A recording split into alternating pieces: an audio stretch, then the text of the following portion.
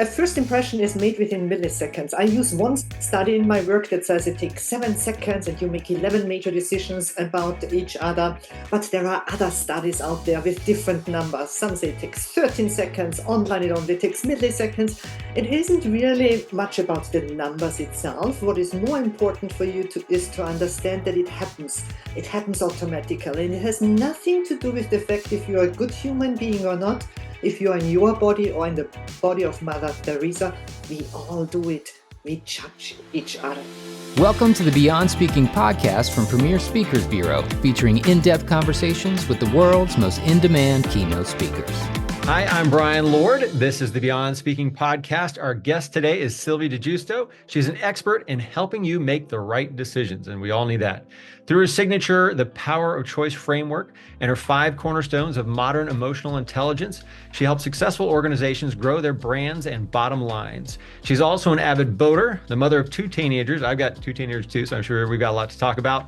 And they test her emotional intelligence on a daily basis. She's Austrian by birth, German in her work ethic, French in her heart, Italian in her kitchen, and American by choice. So Sylvie, thank you so much for being here and joining us on the Beyond Speaking podcast. Thank you very much for having me. Today is a very special day for me when I made a very important choice 2 years ago. Because 2 years ago, look, I still have the original flag. I became an American citizen. Oh, very cool. Congratulations. Yes. That's great. Thank you very much. And since 2 years, I'm waiting for the honor to be invited on your podcast. So thank you very much for having me. Great. Well, thank you. Thank you for coming on. I know that's American citizens being is a little cool and beyond my podcast, but I appreciate that. That's very kind of you. So I do want to talk about your amazing immersive experience presentation. It's very unique, and we work with some amazing speakers, but this is truly a unique presentation. But I do want to get to other areas first, and so why not start with first impressions? So you're an expert on that. How do you have a first impression? What is that? How do you cultivate the best one? Well, a first impression is made within milliseconds. I use one study in my work that says it takes 7 seconds and you make 11 major decisions about each other. But there are other studies out there with different numbers. Some say it takes 13 seconds. Online it only takes milliseconds. It isn't really much about the numbers itself. What is more important for you is to understand that it happens. It happens automatically. And it has nothing to do with the fact if you're a good human being or not. If you're in your body or in the body of Mother Teresa, we all do it. We judge each other, right? And even worse, afterwards, very powerful sources are working against us, called unconscious biases. So I give you an example. Let's just imagine you check into a hotel. We all travel on a regular basis, right? And you walk into the lobby and the receptionist that is supposed to check you in is somehow unfriendly or not attentive and is just typing on his keyboard or her keyboard to check you in. And you already have kind of an off feeling about this experience. I promise you, when you go through to the elevator, you will be annoyed because the elevator takes so long. Then you go up to your room. Then you will be annoyed because the room is just next to the ice machine. Then you walk into your room and you notice that bad smell in the room. And you find that one little piece of paper that the cleaning team didn't clean up. Those are all powerful unconscious biases working against that hotel brand. Because once we have a bad first impression, our brain is looking for proof. We really want to be right. And we ignore everything that goes against our initial opinion about that hotel brand or the person that we interacted with. And that's why that first impression is so important, because you can set a tone. If your first impression during a customer interaction is exceptional, the human brain is looking for proof too. And you will walk to that elevator and will not even notice that it took long, because you will see the beautiful art in the lobby, right? So unfortunately, we think that we make decisions very rational and logically and based on data, facts, and figures. But the biggest part of our brain is our subconscious mind, supposedly 95% of our brain. And this is where we can make clients feel something, give them something that they even didn't know that they needed it. So what are the first steps to that? I mean, is it all just guesswork? Is there very specific things? How does someone go about getting establishing that better way to do it? Mhm. Well, we are all in the people business, right? We interact with human beings, and I use a framework called the ABCDE that impacts the way how others perceive us. The A stands for your appearance. Like it or not, we are visual human beings, right? Our brains actually don't like to work. That's why they take a shortcut through our eyes. And so very often we see somebody and we think that we instantly know something about that person based on their body image, their clothing, their makeup, their hair, their accessories, the entire visual picture that they create. But to be very clear, looking good is great, but it's not enough, obviously, because then you are going to behave, B for behavior.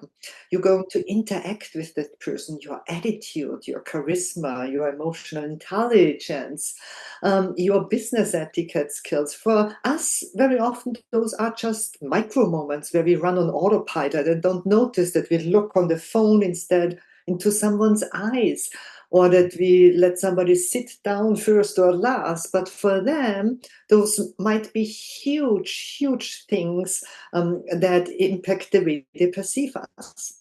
And then the C stands for communication. What you say and how you say it. Your voice is a very powerful tool, for example. And it's like an instrument that we play every single day, and most of us just play it without ever learning how to play that instrument. Your nonverbal communication, your body language, your facial expressions, the words that you use. And then a little bit of a sweet spot is the D, because I always find it's the most underestimated but most crucial part, and that is your digital footprint. Because nowadays, in most cases, we don't have interactions anymore in person. The first interaction is very often an email that we send out that can get forwarded and forwarded, and we don't even know who makes a decision right now based on that email. What do I find about you on Google? What about your social media profiles? What about virtual meetings? Something like how we interact with each other, right? And then there is the E for your environment, the people that you surround yourself with, or the things that you surround yourself with. And so all of those elements are crucial. There is none that is more important than the other one, although in specific industries, I always recommend to start with the D, the digital footprint, because that is very often the first interaction that we have. And then, of course, you cannot look amazing online and then very different offline. You cannot behave differently in the online world that you do in the offline world. Or I often say you can't hang out with the Kardashians if you want to be perceived as the Pope, right? So all of those elements play together, and you can craft the first impression that you would like to craft. Because if you don't control that process, somebody else will control it.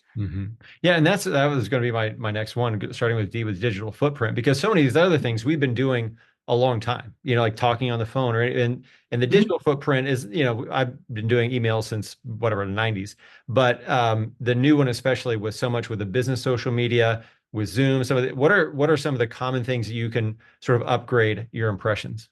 Mhm.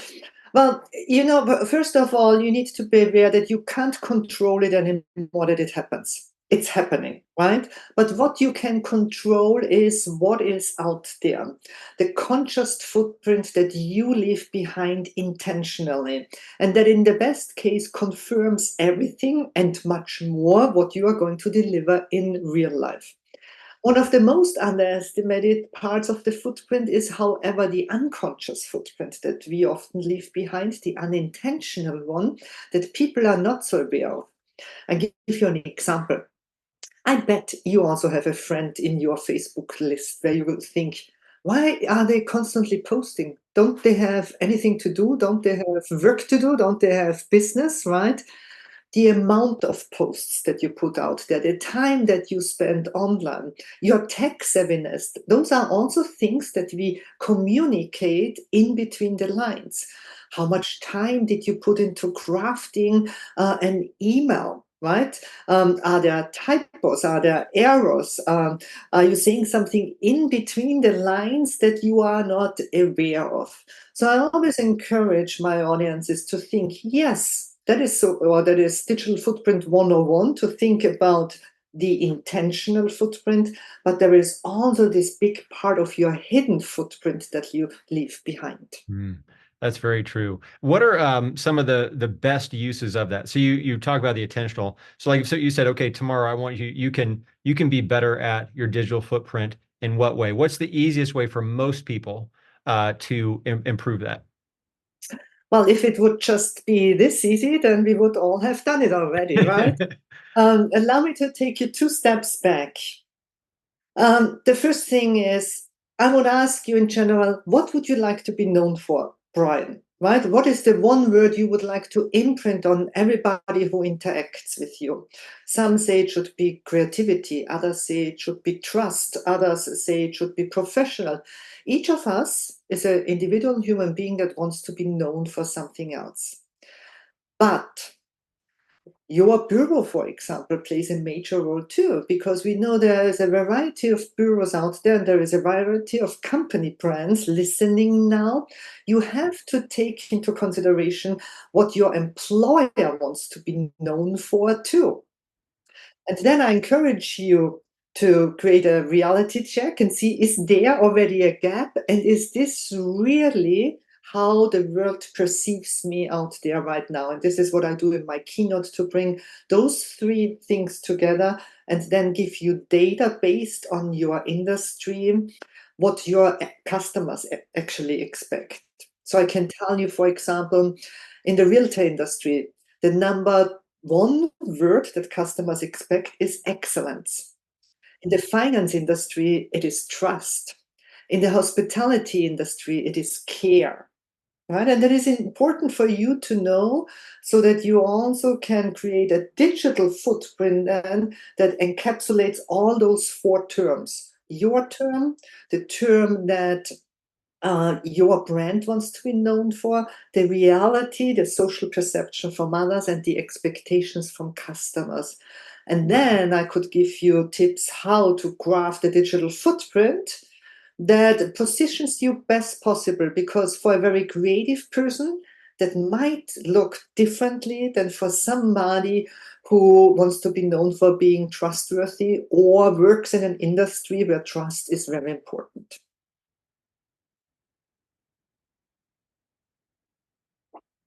You know, most of the time, most of the day, we run on autopilot. I mean, how often do we think, I should have, would have, could have said or done something differently? And the reason for that is that most of the time, as human beings, we run on autopilot. And the power of choice encourages audience members to take control of those micro choices that very often have macro impact, and craft an intentional imprint on others that will then enhance, for example, the customer relationship or the relationship I have with my team members or stakeholders as a leader in an organization. Yeah, that's one of those things, like you said, intentional. Sometimes the word authentic is a big word right now.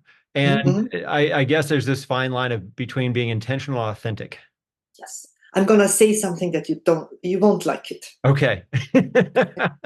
I think authenticity is a lie. And I'm saying that because we all play different roles. We both play a role as mother and a father, right? And then we play a different role as a business owner. And then we play a different role as a wife or a spouse or a husband. And then we play a different role as a daughter and a son. And then we play a different role with our colleagues in the same industry. I think what's important is to be authentic in these roles. But what people then very often think authenticity is that there is one authenticity over all these roles. And the reality is, I cannot speak to my husband like I speak to my audience members, right? I cannot interact with my children how I interact with my friends. So I believe in authenticity, but I think that authenticity really means to give your true self and your best self in the role that you currently operate in. And in a professional environment, that role might have limitations because you work for a specific industry or for a specific brand or in a specific role that just doesn't allow that you can just be out there fully and nobody cares. That would be really interesting if your kids, if you set it up, because I want to talk about your immersive experience. Like, okay, kids, get in the living room, and then you turn this thing on. That would be amazing. Yeah. So, every time I have to come home, I have to remind myself, let go of the stage voice now, because that doesn't work on my husband. Trust me. That's awesome. So could you share, just because it's so different, it's very cool, but can you share the experience with us, like maybe a little bit how you got started with it, but then also just what it is like at an event and how it's so different? Yeah. Well, how often did you really enjoy to sit an hour through a keynote where somebody shares inspiring stories, right? There is always this limit of attention span, and I always have been a very interactive presenter. And then one day I was sitting in Cirque du Soleil in Las Vegas, and I was in the audience, and Cirque du Soleil doesn't use living animals anymore. They bring in holographic animals.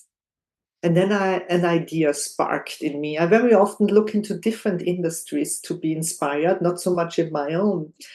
And 4 years later, a labor of love, I'm going to move to the side so that you see a picture behind me. Here is the result of 4 years of development and research and combining different technologies that now allow me to immerse my audiences into my presentation.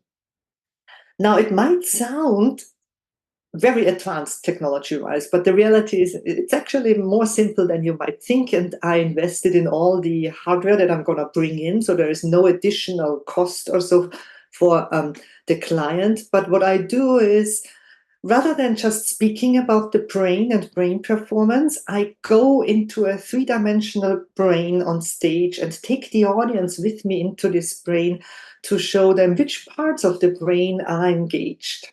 Or rather than just speaking about how powerful your visual appearance is, the technology allows me that I change my clothes on stage magically. Or rather than speaking just about how powerful your words or your voice is, the technology allows me to adjust my voice, to take away the accent. I'm not sure if you have noticed, but I have an accent. Speak picture perfect American English, and just take them into this immersive world. And rather than just talking about it, let them really experience the power of their choices and the choices that I make on stage. And that's great. What is the reaction that you get from audiences after this?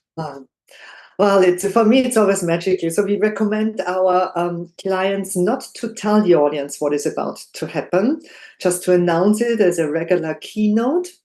And then once they are in the room, it gets dark, right? We need a little bit of dark environment. And then I walk out and I start my presentation. And then there is this powerful moment of surprise. When the first brain pops up, I hear 1,000 people gasp at the same time, which is every time it gives me goosebumps, right? Because nobody expects this. As of my knowledge, I'm the first one worldwide who offers this in this 3D environment. So nobody knows about it. And everybody thinks, what is happening here? And in the next moment, I see it's like a rock concert, to be honest. I see hundreds of phones coming up, the little lights, filming and taking pictures. And beyond the content that is very valuable for the audience, for everybody who is in customer-facing roles, or for every leader in an organization, it is such a memorable experience that just everybody is talking about it online and offline, and it is truly something that they won't forget very fast. Yeah, that's amazing. It's just something, it's so hard for event planners to do something different. And I think that's a great advantage of this. And I've also been on calls where you walk someone through it. And I always say I'd rather know than guess. And that way event planners can just know, okay, this is what it is. You've got everything spelled out. You've got videos and, so it's very spelled out for event planners just to take away the worry, which I appreciate. Yes. And I'm very lucky that work with two fantastic partners. First, I bring in my AV team. They are located in Germany, but they are available virtual to talk with the client's AV team. It's very often easier. You bring the two experts together and they meet. We have a very detailed tech writer with, the things that are in the tech writer. We list them. But honestly, in every ballroom, starting with the size of 500, 600 audience members, those are all things that are already there, because the magic is actually in the piece of hardware that I bring in and a little bit of lighting magic. And then secondly, I work with fantastic bureau partners like you, who always focus on customer service and give an experience beyond any other speaker bureau out there. So we are going to make sure that the clients are in great hands. Yes. Well, thank you for that. And speaking of magic, I mean, that's something everybody's trying to bring out. And it really applies well to certain audiences. I know you're very, very popular with sales audiences. So how does your message really benefit those audiences to be able to send them out for success? Well, when I work with sales audiences, usually they are very much focused in their sales process on the facts, the data, the figures about their products and services that they offer. And there is no doubt that this is important. You need to know the product in and out, or the service that you're about to sell. But going back to brain performance, we know, for example, that the human brain is built in a way that only 5% of it consciously transmit information. 95% of the brain, the subconscious mind, doesn't react on data, facts, and figures. It is very much driven by your gut feeling, irrational, by emotions. And so what I help sales teams to do is to build up that emotional relationship instantly with the customer, on top, of course, of the data, facts, and figures. But the reality is, how often have you made a decision to buy something, although the data, facts, and figures spoke against them, just because you felt so connected to that brand, or so connected to the person in front of you, or on the phone or virtual, and you knew that you are in good hands, that you are valued as a customer.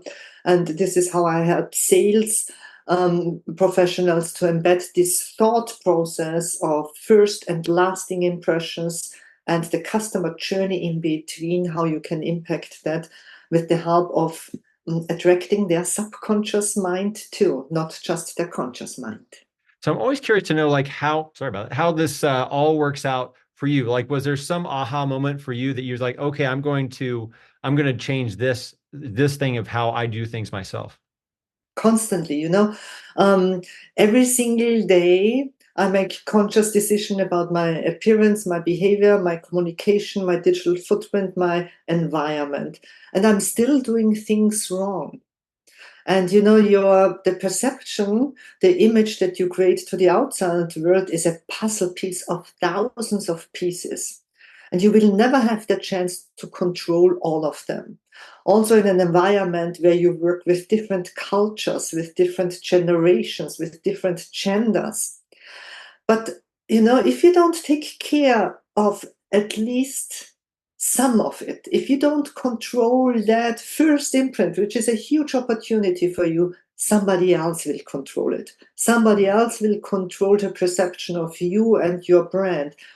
And I don't want to give away that power, right? I don't want to give away that control. So I encourage everyone, including myself, every single day to be more intentional in my choices, because even if it's a micro choice, it can have a macro impact on my business. Absolutely. Well, Sylvie, thank you so much for joining us, for sharing about your immersive experience that you have, for the power of choice, and so many different things around first impression. So thank you so much for joining us here on the Beyond Speaking podcast. Thank you very much for having me. It is such an honor to be with you. And thank you very much for everything that you do for your clients, and for the honor that you give us speakers to serve them in your name. Great. Thank you so much, Sylvie. I appreciate it. It's great to work with you as well. Thank you for joining us for the Beyond Speaking podcast. To learn more about today's guest, visit premierspeakers.com. Make sure to subscribe and leave a review wherever you listen.